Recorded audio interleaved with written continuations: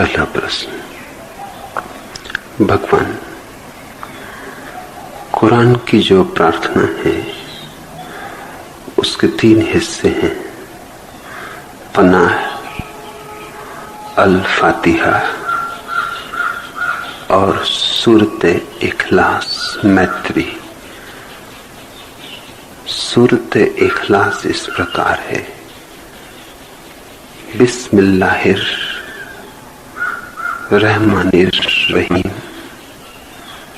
कुल हुवल्लाहु अहद, अल्लाहुस समद, लम यलिद वलम यूलद वलम युकल्लहु कुफवन अहद। अर्थ ऐसा है, पहले ही पहल नाम लेता हूं अल्लाह का, जो निहायत रहम वाला मेहरबान है।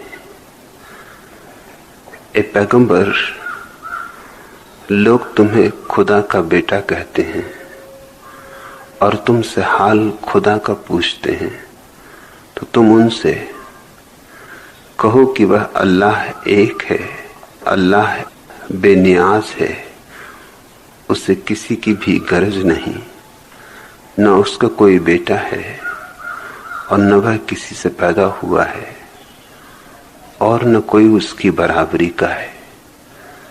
भगवान इसे हमारे लिए बोधगम्य बनाने की अनुकंपा करें। आनंद मैत्रेय।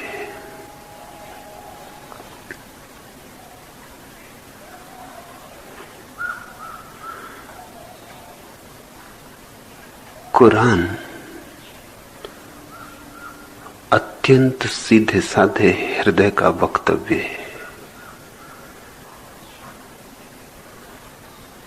उपनिषद, धम्मपद, गीता, ताओ ते किंग, इन सब में एक परिष्कार है, क्योंकि बुद्ध परम सुशिक्षित सुसंस्कृत राजघर से आए थे। मोहम्मद बेपढ़े लिखे थे। कृष्ण जब कुछ कहते हैं तो उस कहने में तर्क होता है, विचार की प्रक्रिया होती है, एक गणित होता है। मोहम्मद के वक्तव्य अत्यंत सरल हैं, जैसे खदान से निकाला गया ताजा ताजा हीरा, अभी उस पर जौहरी की छेनी नहीं चली, अभी उस पर पालिश नहीं किया गया, अभी उस पर पहलू नहीं निखारे गए। इससे एक तो लाभ है और एक हानि भी, और इस्लाम को दोनों ही बातें अनुभव करनी पड़ी। लाभ तो यह है कि जैसे ग्रामीण व्यक्ति की भाषा में एक बल होता है, ताजगी होती है, धार होती है, क्योंकि बात सीधी साफ होती है, समझाने की कोई जरूरत नहीं होती। इसलिए कुरान पर टीकाएं नहीं लिखी गई, बात सीधी साफ है, टीका करने का कोई उपाय नहीं। गीता पर हजारों टीकाएं तो हजारों अर्थ हो गए, क्योंकि बात दुरूह है। अभिव्यक्ति का ढंग ऐसा है कि उससे बहुत अर्थ अभिव्यंजित हो सकते हैं। एक एक शब्द से अनेक अनेक अर्थों की संभावना है, तो बाल की खाल खींची जा सकती है। तर्क शास्त्री के हाथ में पड़ के गीता का सत्य खो जाएगा, बुद्ध का सत्य खो जाएगा, कुरान का सत्य नहीं खोएगा, क्योंकि कुरान के साथ तर्क का कोई संबंध नहीं बैठता। कुरान को जिन्हें समझना है उन्हें तर्क से नहीं, अत्यंत सरलता से कुरान के पास पहुंचना होगा। यह तो लाभ है, लेकिन हानि भी है। हानि यह है कि चूंकि वक्तव्य बहुत सीधे साधे हैं, उनमें गहराई दिखाई ना पड़ेगी, उनमें ऊंचाई दिखाई ना पड़ेगी, उनमें बहुत आयाम दिखाई ना पड़ेंगे, साधारण मालूम होंगे। इसलिए उपनिषद की तुलना में कुरान के वचन साधारण मालूम होंगे। कहां उपनिषद के ऋषि की प्रार्थना, अस्तो मां सद्गमे, असत से मुझे सत्य की ओर ले चल हे प्रभु। तमसो मां ज्योतिर्गमे, अंधकार से उठा मुझे प्रकाश के लोक में। मृत्योरमा अमृतम गमे, और कब तक मृत्यु में जीऊं, अमृत के द्वार खोल। हटा दे ये स्वर्ण के पात्र से सारे ढक्कन, उठा दे घूंघट कि मैं देख लूं अमृत को। इसमें गहराई खोजी जा सकती है, बहुत गहराई खोजी जा सकती है। कुरान में भी गहराई इतनी ही है, जरा भी कम नहीं, मगर वक्तव्य मोहम्मद के सीधे साधे हैं। मोहम्मद गैर पढ़े लिखे आदमी हैं, न लिख सकते थे न पढ़ सकते थे। इसलिए जब कुरान की आयतें पहली बार उन पर उतरनी शुरू हुई तो वे बहुत घबरा गए। भीतर कोई हृदय में जोर से कहने लगा, लिख। और मोहम्मद ने कहा कि मैं लिखना जानता नहीं, लिखूं कैसे? गा। भीतर से कोई आवाज आने लगी और मोहम्मद ने कहा, मैं क्या गाऊंगा? न मेरे पास कंठ है, न गीत की कोई कला है, मैं बिल्कुल बेपढ़ा लिखा आदमी हूं।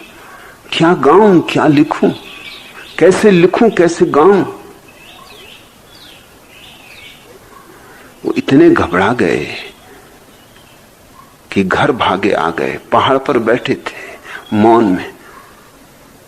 मौन में ही यह परम घटना घटती है कि सत्य अवतरित होता है, और जब सत्य अवतरित होता है तो सत्य अभिव्यक्त होना चाहता है। जैसे फूल खिलेगा तो गंध उड़ेगी, और दिया जलेगा तो प्रकाश झरेगा, और सूरज निकलेगा तो वृक्ष जागेंगे, पक्षी गीत गाएंगे। बस वैसे ही जब सत्य का सूर्य भीतर उगता है तो तुम उसे छिपा ना सकोगे, उसकी अभिव्यक्ति होगी। वह पुकारेगा, अभिव्यक्त करो। वही पुकार थी मोहम्मद के भीतर। कहो, लिखो, बोलो, बांटो। मगर मोहम्मद के लिए ये बात अपनी सीमा के बहुत पार मालूम पड़ी। यही उद्घोषणा बुद्ध के जीवन में है, और बुद्ध ने भी इंकार किया कि नहीं बोलूंगा, मगर कारण और थे। मोहम्मद ने इंकार किया इसलिए कि कैसे बोलूं, शब्द नहीं, भाषा का धनी नहीं, तर्क नहीं, कौन मेरी सुनेगा?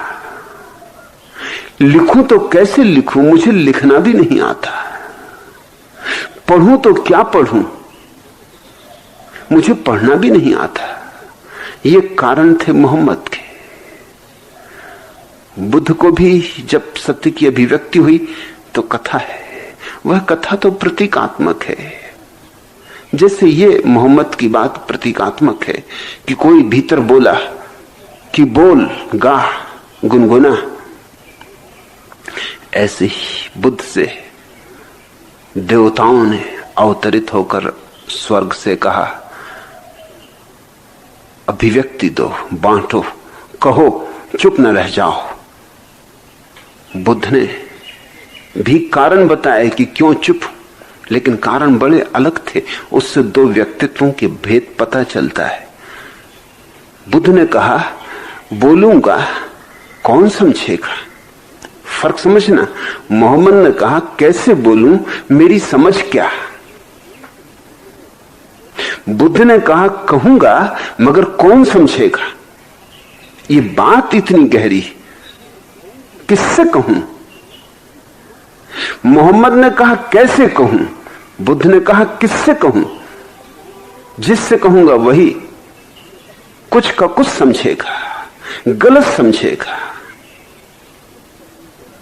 100 आदमियों से कहूंगा, 99 तो समझेंगे ही नहीं, सुनेंगे ही नहीं, सुन भी लिया तो गलत समझेंगे, लाभ की बजाय हानि होगी।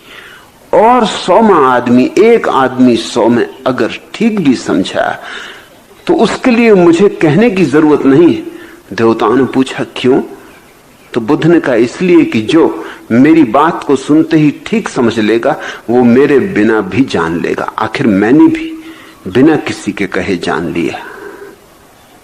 जिसकी इतनी प्रतिभा होगी, जिसके पास ऐसी मेधा होगी, क्योंकि ये तो प्रतिभा और ध्यान की ही संभावना होगी कि मैं जो कहूं उसको वैसा ही समझ ले जैसा मैंने कहा है।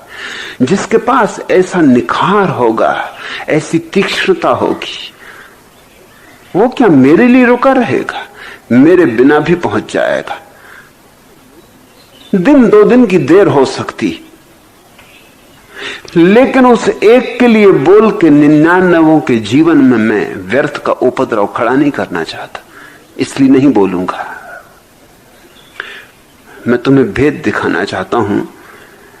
बुद्ध और मोहम्मद दोनों को एक ही सत्य का अनुभव हुआ है, मगर बुद्ध भली भांति जानते हैं कि मैं बोल सकता हूं, लेकिन समझेगा कौन? मोहम्मद ये कहते ही नहीं कि समझेगा कौन। मोहम्मद कहते हैं कि मैं बोल सकूं तो शायद कोई समझ ले, मगर मैं बोलूंगा कैसे? मैं ठहरा अत्यंत ग्रामीण, दीनहीन, न पढ़ा न लिखा, न मेरे कोई संस्कार, न मेरी कोई संस्कृति।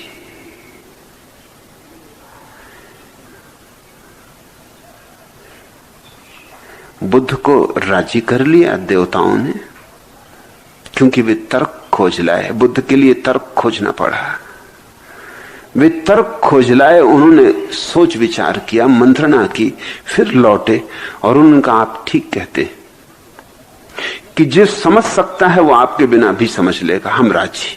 और जो नहीं समझ सकते उनको आप लाख समझाओ, वो नहीं समझेंगे, इससे भी हम राजी। मगर क्या आप मानते हैं कि इन दोनों के बीच में भी कुछ लोग न होंगे? इन दोनों के मध्य में जो आप समझाओ तो समझ लेंगे और आप न समझाओ तो शायद सदा के लिए भटकते रह जाएंगे। क्या आप कह सकते हैं कि इन दोनों के बीच में कोई व्यक्ति होगा ही नहीं? क्या हम मनुष्यों को इस तरह 2 कोटियों में बिल्कुल बांट सकते हैं कि बीच में कोई भी ना होगा? ये तर्क बुद्ध को स्पष्ट समझ में आया कि जरूर कुछ लोग बीच में हो सकते हैं, 1000 में 1 होगा, मगर कोई तो बीच में होगा ही। श्रृंखला है मनुष्यों की। ऐसा तो नहीं हो सकता कि 2 कोटियों में बिल्कुल खंडित कर दी जाए मनुष्यता को। इन दोनों के बीच में भी कोई होगा, मध्य में भी कोई होगा, तभी तो एक कोटि में से कोई दूसरी कोटि में जाता है।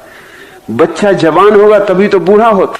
ऐसा नहीं हो सकता कि जवान हो ही ना, बच्चे हों और बूढ़े हों।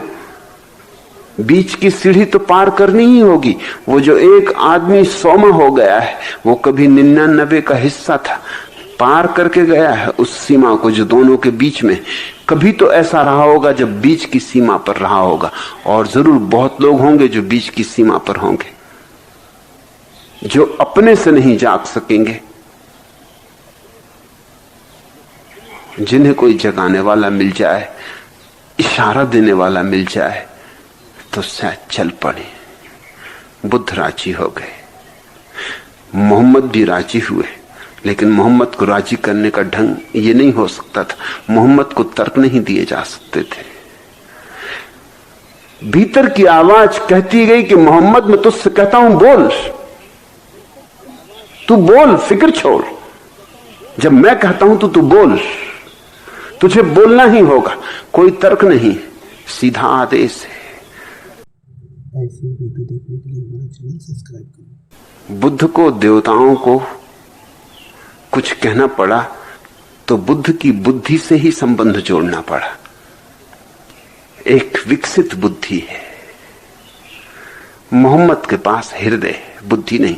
हृदय आदेश मानता है, तर्क नहीं, विचार नहीं। तर्क और विचार व्यर्थ चले जाते। और जब आवाज इतने जोर से आई कि तुझे करना ही होगा, तो वो कब गए, उन्हें बुखार चढ़ाया, वो भागे घर आए। उन्हें डर लगा कि जरूर मैं पागल हो गया हूं। घर आकर उन्होंने जो बात कही वो बड़ी प्यारी। अपनी पत्नी से उन्होंने कहा कि जल्दी से मेरे ऊपर दुलाइयां उड़ा दे, मुझे बहुत बुखार आ रहा है। पत्नी ने कहा अभी अभी आप ठीक ठीक गए थे सुबह सुबह, इतनी जल्दी, इतना तीव्रता से बुखार, और शरीर उनका जल रहा है। तप थे और उनकी आंखें ऐसी हैं जैसी उसने कभी नहीं देखी थी। ये बुखार वाली आंखें नहीं। उसने दुलाइयां उड़ा दी। पूछा कि मुझे कहो तो कि हुआ क्या। तो मोहम्मद ने कहा कि दो में से कुछ एक बात हुई है, या तो मैं पागल हो गया हूं या कवि। और ये दो शब्द बड़े विचार नहीं। मोहम्मद ने कहा या तो मैं पागल हो गया हूं या कवि। साफ नहीं है कि क्या हो गया है।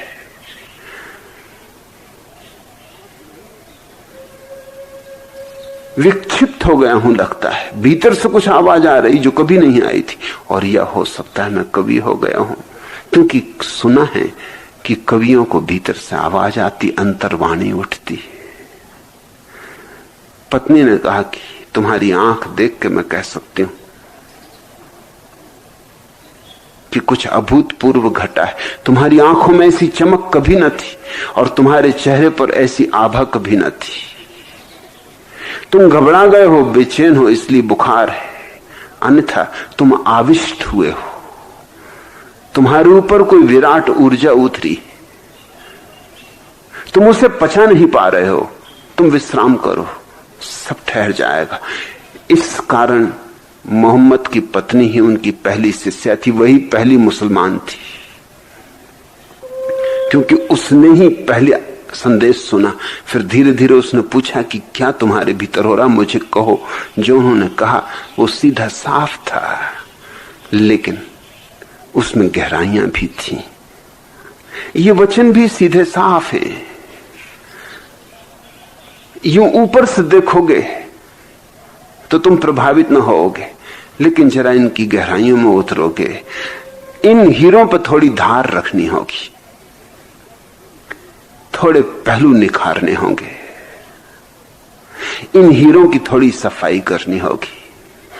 और तब कुरान में भी वही गरिमा है जो उपनिषदों में, वही सुगंध है जो धम्मपद में।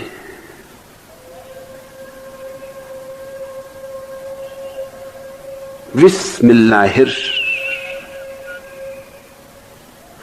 पहले ही पहल नाम लेता हूं अल्लाह का। अल्लाह का एक नाम है अव्वल,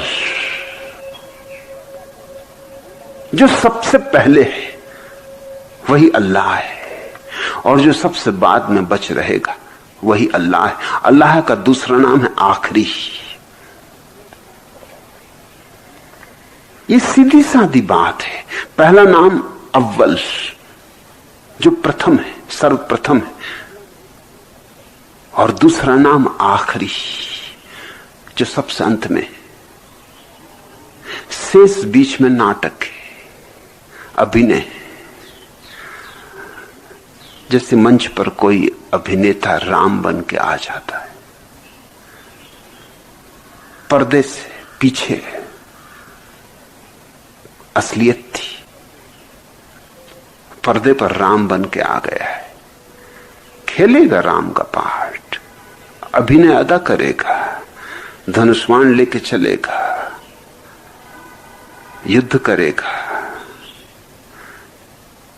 और जैसे ही पर्दा गिरेगा फिर वही हो जाएगा जो था, राम नहीं रह जाएगा। पर्दे के पहले और पर्दे के बाद असलियत है, पर्दे के उठने और पर्दे के गिरने के बीच नाटक है। परमात्मा ही प्रथम है और परमात्मा ही अंतिम, और जो प्रथम है और जो अंतिम वही सत्य है। बीच में सब मन का खेल है, सब तरंगे हैं विचारों की, अलग अलग अभिनय है। कोई स्त्री बना है, कोई पुरुष बना है, कोई मस्जिद में बैठा है, कोई मंदिर में बैठा है, कोई इस तरह से जी रहा है, कोई उस तरह से जी रहा है, कोई संत हो गया है, कोई साधु है, कोई असाधु। लेकिन ये सब पर्दा उठने और पर्दा गिरने के बीच का खेल है। पर्दे के पीछे न कोई साधु है, न कोई असाधु, न कोई संत, न कोई असंत, सिर्फ परमात्मा है। वही अव्वल है, वही आखिरी है। तो पहले पहले उसी का नाम लेता हूं, अल्लाह का। और किसका नाम लो? क्योंकि पहले पहले उसी का स्मरण करो जो है। प्रार्थना उसी से शुरू हो सकती। बिस्मिल्लाहिर, पहले पहल नाम लेता हूं अल्लाह का। इस्लाम में परमात्मा के 100 नाम हैं। 99 व्यक्त और 100वां अव्यक्त। जब तुम इस्लाम की फेहरिस्त देखोगे नामों की, तो ऊपर लिखा होता है अल्लाह के 100 नाम। और जब तुम फेहरिस्त में गिनती करोगे तुम बहुत हैरान होगे, हमेशा 99 नाम होते, 100 नहीं होते। 100वां छोड़ा होता है। वही असली नाम है, उसे कहा ही नहीं जा सकता, मगर कुछ तो कहना होगा, इसलिए अल्लाह कहते हैं। अल्लाह पहला नाम है 99 की श्रृंखला में। और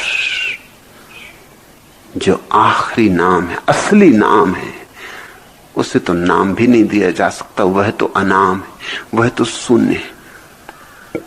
बुद्ध की भाषा में वही निर्वाण है, शून्य है, अनंतता है। उपनिषद उसे ब्रह्म कहते हैं। मगर यह प्यारी बात समझते हो, शून्य भी तुमने कहा।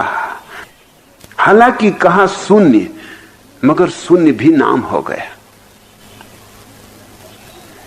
ज्यादा प्यारी बात है इस्लाम की, कहा ही नहीं कुछ, खाली जगह छोड़ दी। इस्लाम में सूफी फकीरों की परंपरा है। उनके पास एक किताब है जिसे वो किताबों की किताब कहते। वो खाली किताब है, उसमें कुछ लिखा हुआ नहीं। वो गुरु शिष्य को देता रहा है उस किताब को। परंपरा से वो किताब मिलती रही है, बचाई गई है, सैकड़ों वर्ष पुरानी है।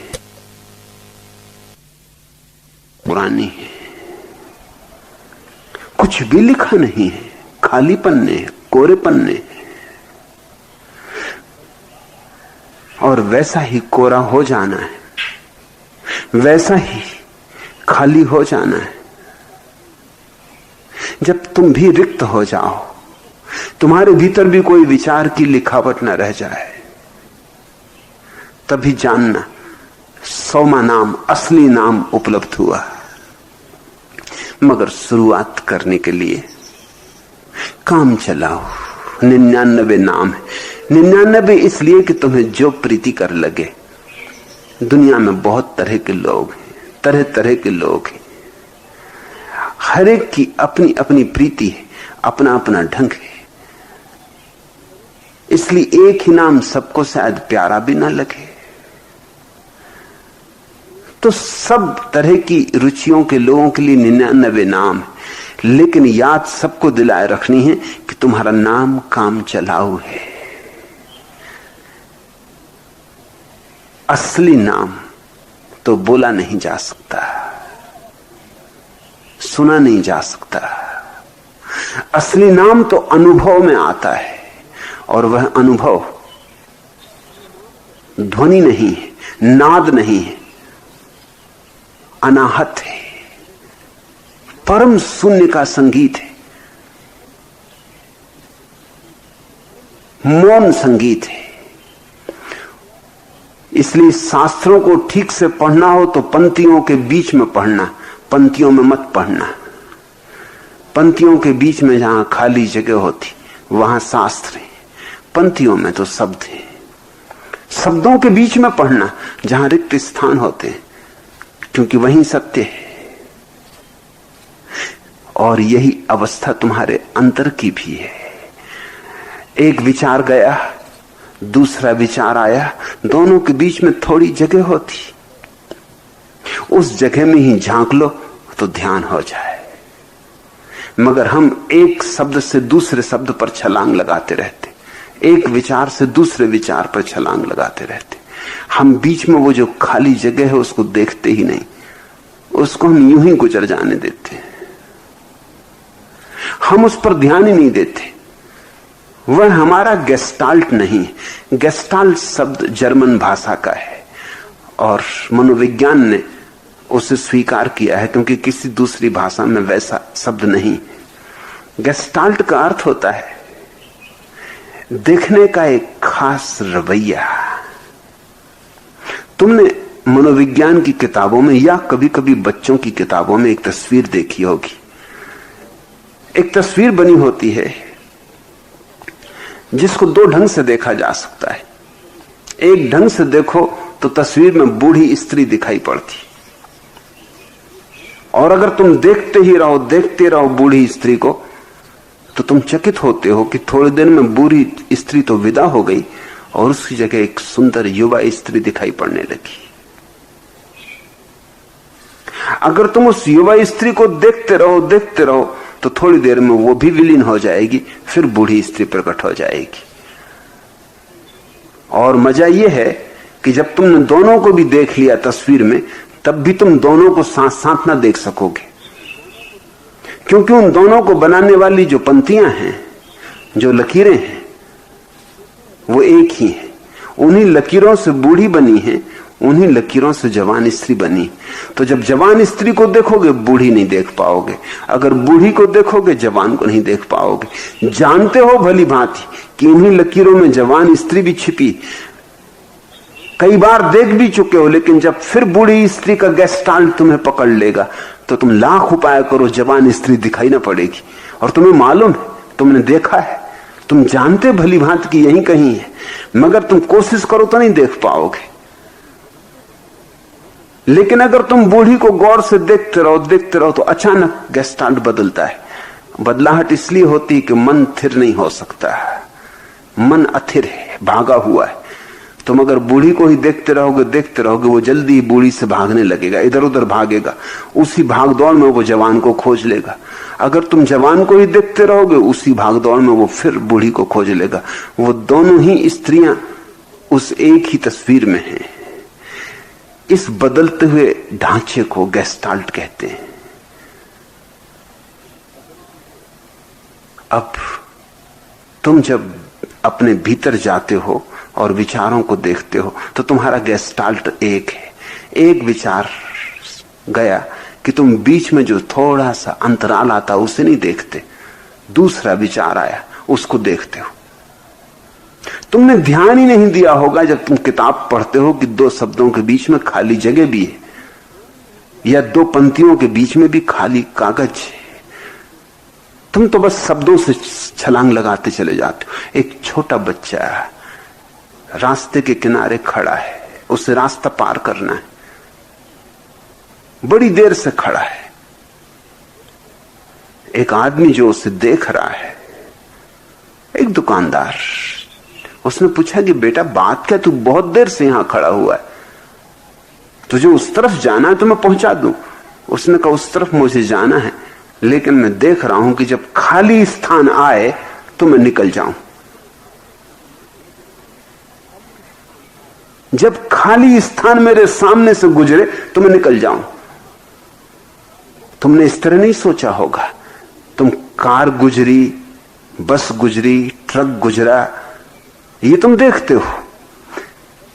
खाली स्थान गुजरता ऐसा तुम नहीं देखते। जब बस नहीं गुजरती तो जो रह जाता है खाली स्थान, तुम उसमें से गुजर जाते हो। मगर उस बच्चे ने कहा कि जब खाली स्थान आया, कभी तो कार आ रही है, कभी ट्रक आ रहा, कभी बस आ रही, खाली स्थान आ ही नहीं रहा। जैसे ही खाली स्थान आएगा मैं निकल जाऊंगा। और बिना खाली स्थान के कैसे निकल सकता हूं? तुम्हारे भीतर विचारों की श्रृंखला में खाली स्थान आ रहे हैं, प्रतिपल आ रहे हैं, मगर उन पर तुम्हारा ध्यान नहीं। तुम्हारा गेस्टाल्ट बंध गया है। और इसीलिए साक्षी का अद्भुत सूत्र है ध्यान के लिए। तुम सिर्फ साक्षी होकर खड़े हो जाओ किनारे और देखते रहो आंख गड़ा के विचारों को गुजरते हुए। और तुम चकित होगे, देखते देखते जैसे बूढ़ी स्त्री जवान में बदल जाती, ऐसा ही तुम्हारे भीतर का गेस्टाल्ट बदलेगा। तुम अगर देखते रहो विचारों को साक्षी होकर, तो धीरे से तुमको एक क्षण पता चलेगा कि हर दो विचार के बीच खाली जगह आती। और जैसे ही तुम्हें खाली जगह दिखाई पड़ गई, तुम दूसरा काम भी कर सकते हो। एक खाली स्थान से दूसरे खाली स्थान में छलांग, दूसरे से तीसरी खाली स्थान में छलांग। विचारों को छोड़ के छलांग लगने लगती। अभी खाली स्थान को छोड़ के तुम छलांग लगाते हो, फिर विचारों को छोड़ के खाली स्थान में छलांग लगाने लगते हो। वही ध्यान की प्रक्रिया है। खाली स्थानों को जोड़ लेना अपने भीतर ध्यान है। विचार तिरस्कृत हो गया, अनादृत हो गया, तुम विचार के प्रति उदासीन हो गए। ध्यान है खाली अंतरालों को देखने की क्षमता, और जैसे ही ये क्षमता आती, पर्दा गिर गया। अब तुम्हें वह दिखाई पड़ने लगेगा जो अव्वल है और आखिरी। पहले ही पहल नाम लेता हूं अल्लाह का, जो निहायत रहम वाला मेहरबान है। सीधी सादी बात है कि परमात्मा करुणा है। बुद्ध भी इस बात को कहते हैं, लेकिन बुद्ध के कहने का ढंग बहुत और है। वो एक सुसंस्कृत दार्शनिक का ढंग है। बुद्ध कहते हैं जब ध्यान का कमल खिलता है तब करुणा की सुगंध उड़ती।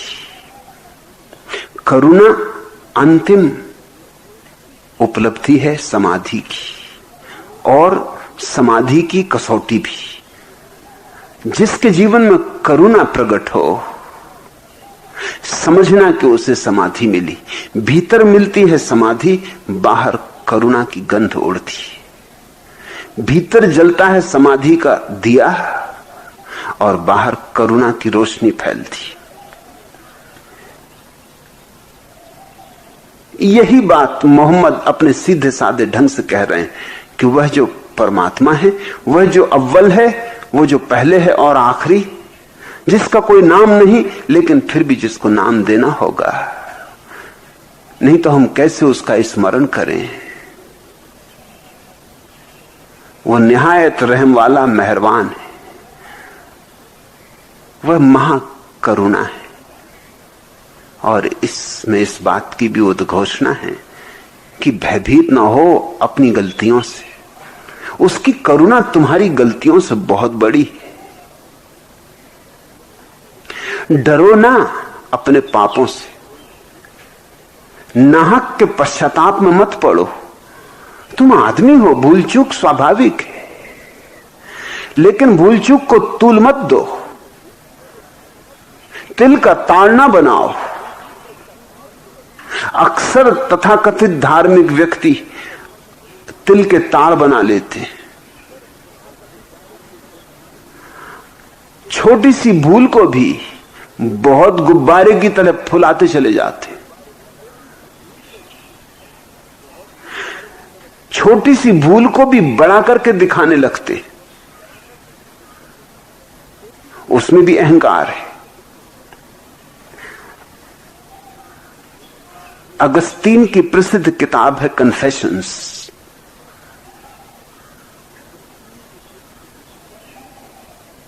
अपने पापों का प्रायश्चित है। अगस्तीन की इस किताब के बाद एक सिलसिला शुरू हुआ कि लोगों ने अपने पापों के प्रायश्चित लिखने शुरू कर दिए। टॉलस्टॉय ने लिखे, महात्मा गांधी ने लिखे, और मेरी प्रतीति है कि इन सब ने बहुत बढ़ा चढ़ा के लिखे।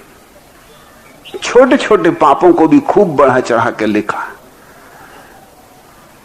पीछे कारण है। तुमने अकबर और बीरबल की कहानी सुनी। अकबर ने एक दिन दरबार में आके दीवार पर एक लकीर खींच दी और अपने दरबारियों से कहा कि 1,00,000 स्वर्ण असरफियां उसे भेंट करूंगा जो इस लकीर को बिना छुए छोटा कर दे। अब बिना छुए कौन लकीर को छोटा करे, कैसे करे? बहुत सिर पचाया लोगों ने, बड़ा सोचा विचारा, पसीने पसीना हो गए। 1,00,000 स्वर्ण असरफियां तो सभी चाहते थे, मगर बिना छुए छोटी कर दो।